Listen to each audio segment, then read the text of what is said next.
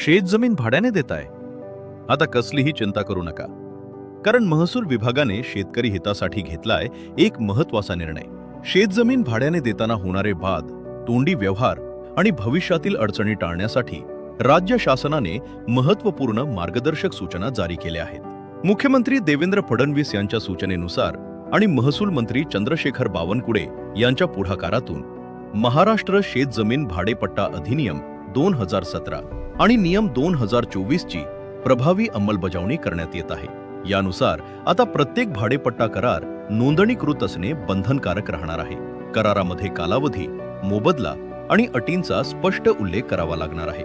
करार संपल्यानंतर जमिनीचा ताबा मूळ जमीन मालकाकडेच राहणार असून पट्टेदाराला कायमस्वरूपी मालकी हक्क मिळणार नाही.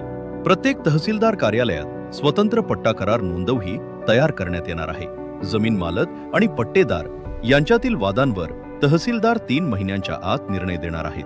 तसेच पोटपट्टा देण्यास मनाई करण्यात आली असून अनुसूचित जमातीच्या जमिनींसाठी जिल्हाधिकाऱ्यांची पूर्व परवानगी आवश्यक राहणार आहे. महसूल विभाग, महाराष्ट्र शासन. अधिकृत माहिती आणि महत्त्वपूर्ण अपडेट्स मिळवण्यासाठी आजच महसूल विभागाच्या सोशल मीडिया हँडलला फॉलो करा.